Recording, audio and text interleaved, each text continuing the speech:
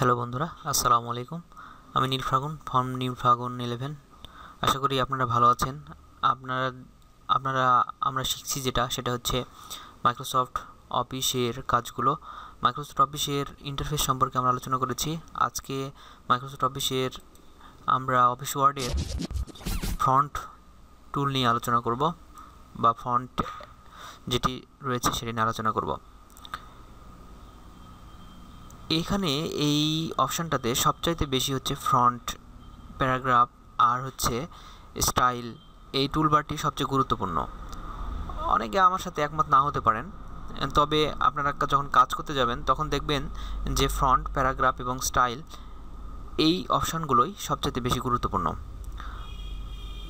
আপনি যদি কম্পিউটারে আমি সাধারণত যে টিপসগুলো তৈরি করি সাধারণত নতুনদের জন্য, তো প্রথমেই প্রশ্ন আসতে পারে ফন্ট কি। ফন্ট আসলে একটা বর্ণমালা। এক একজনের হাতের লেখা এক এক রকম হয়ে থাকে। আমরা কম্পিউটারেও বিভিন্ন ফন্ট বা বিভিন্ন ধরনের লেখা লিখতে পারি। তো আমরা কাজের মাধ্যমে সেটা আস্তে আস্তে বুঝতে পারবো। চলুন, আপনাকে যেটা ভালো লাগবে আপনি সেই ফন্টই ব্যবহার করতে পারবেন।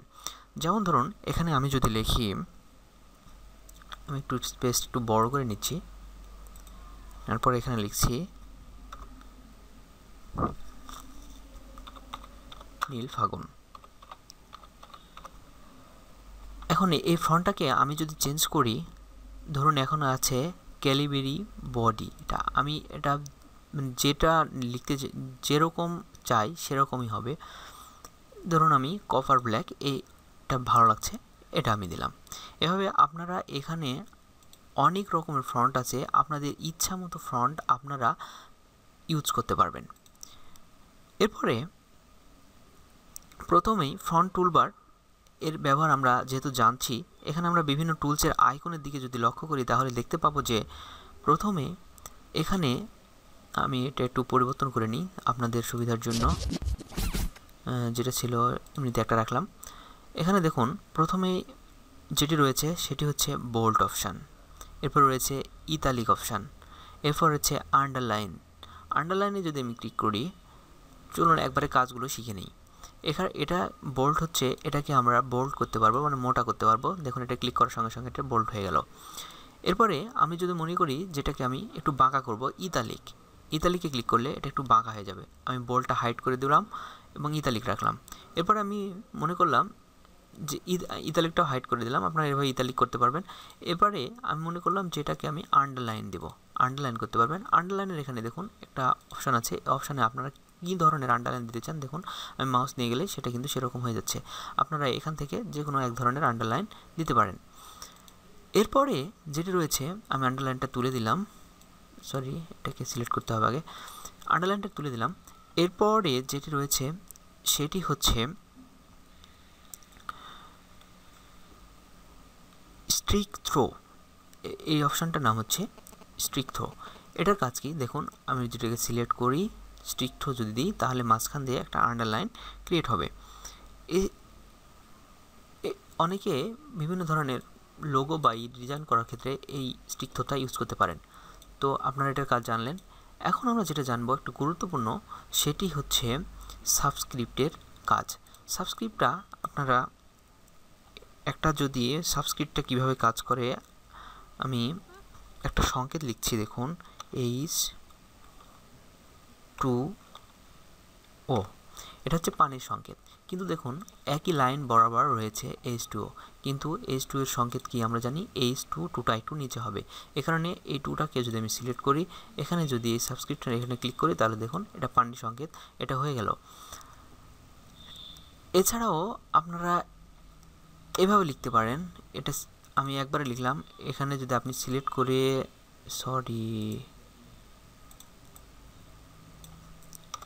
এটা আমি যদি সিলেক্ট করি, এখন যদি 2 লিখি, এখন যদি এটা তুলে দিই এবং ও লিখি তাহলে হবে।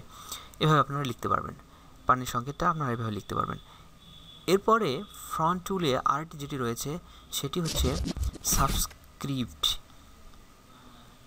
সাবস্ক্রিপ্টের এটার অপশনে আপনারা একটা যদি সূত্র মাধ্যমে প্রয়োগ করে দেখাই তাহলে আপনারা বুঝতে পারবেন। ধরুন আমি একটি সূত্র লিখছি, A + B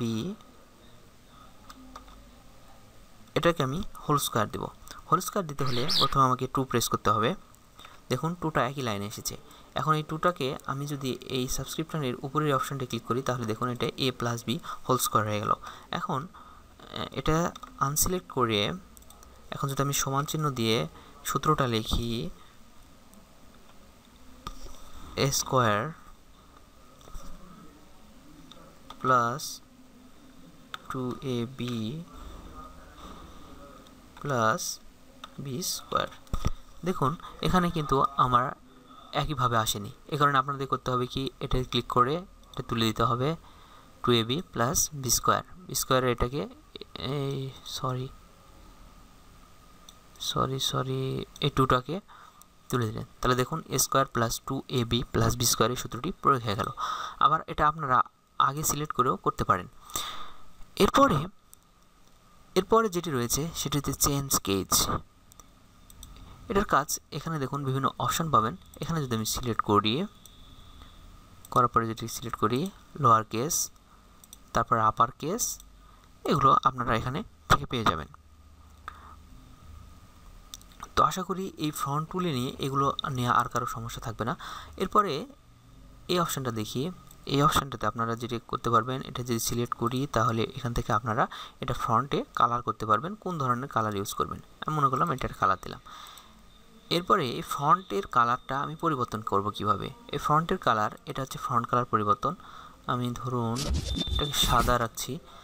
এখন এই ফন্টটাকে তো আপনারা দেখলেনই কীভাবে পরিবর্তন করতে হয়। ফন্টটাকে আপনারা যে কোনোভাবে পরিবর্তন করতে পারবেন। আমি এটা করলাম। আপনারা এটাকে বড় ছোটও করতে পারবেন এখান থেকে।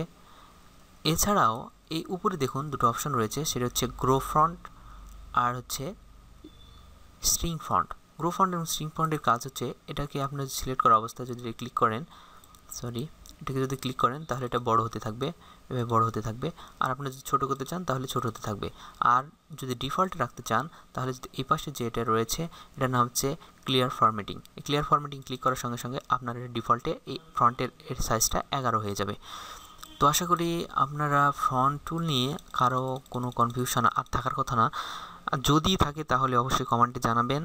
আর এরপরে এই যে প্রজেক্টটা করলাম, এই প্রজেক্টটা দেখুন এটা কিন্তু নিচে চলে এসেছে। এটাকে আবার তুলে দিই, যেহেতু সিলেক্ট করা অবস্থা যেহেতু করেছিলাম এই কারণে এই অবস্থাটা হয়েছে আর কি। যদি কারো কোনো প্রশ্ন থাকে তাহলে এই মনে করুন এটা আমি সেভ করব। সেভে ক্লিক করতে হলে আপনারা দুইভাবে সেভ করতে পারবেন। এখানে ক্লিক করলেও হবে, আবার এখান থেকেও সেভ করতে পারবেন। আমি এখান থেকে সেভ করছি, অথবা আপনারা শর্টকাট কি Ctrl+S প্রেস করার মাধ্যমে সেভ করতে পারবেন। আমি সেভে ক্লিক করলাম। করার পরে এটা আমি যদি ডেস্কটপে সেভ করি, ডেস্কটপে সেভ করার পরে এটাকে মনে করুন এটাই রয়েছে, এটাকে যদি দিয়ে সেভ করি এটা ওয়ার্ড ডকুমেন্ট অবশ্যই রাখবেন। ওয়ার্ড ডকুমেন্ট রাখার পর আমি দিয়ে সেভ করলাম। সেভে যদি ক্লিক করি তাহলে এটা সেভ হয়ে গেছে। দেখুন ডেস্কটপে আমার এটা সেভ হয়ে গেছে। এই যে দেখুন সেভ হয়ে গেছে এটা। তো আশা করি আপনাদের এই ফ্রন্ট টুল নিয়ে আর কোনো সমস্যা থাকার কথা না। যদি থাকে তাহলে অবশ্যই কমেন্টে জানাবেন, তাহলে আমি আপনাদেরকে হেল্প করার করবো আর কি। তো এরপরে টিপসটি প্যারাগ্রাফ নিয়ে আলোচনা করব। আপনারা এই যে ফ্রন্ট টুলে আজকে যে বিভিন্ন অপশন সম্পর্কে জানলেন, এগুলো আপনারা করতে থাকুন, মানে আপনারা ট্রাই করতে থাকুন, তাহলে আপনাদের চর্চাটা ভালো হবে। তো সকলে ভালো থাকবেন। আর যদি ভিডিও ভালো লেগে থাকে তাহলে একটা লাইক দিবেন, কমেন্ট করে জানাবেন কেমন লাগলো, আর ফ্রেন্ডদের সাথে শেয়ার করবেন। সকলে ভালো থাকুন, সুস্থ থাকুন। পরবর্তী টিপসে বা পরবর্তী টিউটোরিয়ালে দেখা হবে ইনশাল্লাহ। আল্লাহ হাফেজ।